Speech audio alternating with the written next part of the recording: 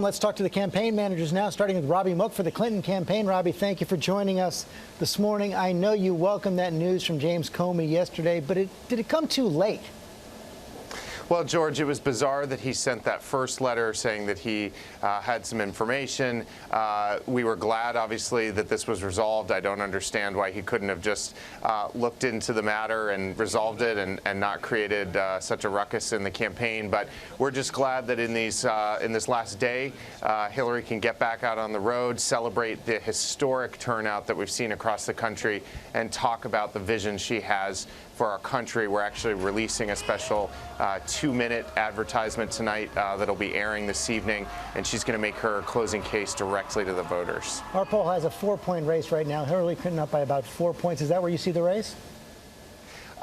You know, at this point, we're just focused on turning out the voters, not really paying too much attention to the polls. But what I am paying very close attention to are those early voting numbers. And we saw just eye-popping turnout in Florida over the last 2 days, particularly in our strongholds in southern Florida, North Carolina, and elsewhere. So we're very encouraged. We're feeling very positive, but we want to make sure everybody has a chance to participate in what will be a very historic election. You talk about that early vote. You've also seen a real surge in the Latino vote in Florida and also in the state of Nevada. Have they delivered those states to Hillary Clinton?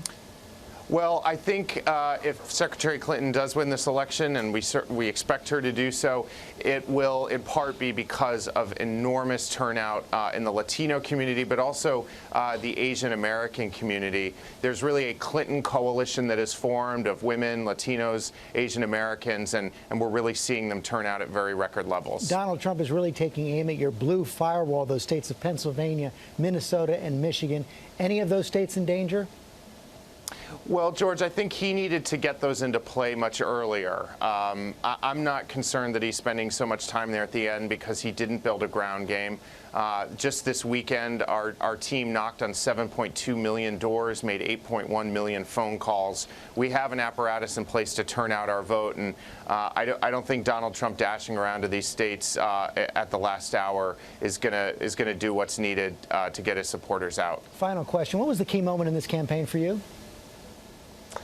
You know, the convention and those debates were the big opportunity for Hillary to speak directly to the voters in an unfiltered way. Every time she had the opportunity to do that, to make her case, and particularly when voters got to see her up against Donald Trump, she did best. Those were our best moments, both just in terms of the vibe out there, but also in the polling. And that's why she's going to be a great president. When she's in action, she does a great job. Robby Mook, thanks very much.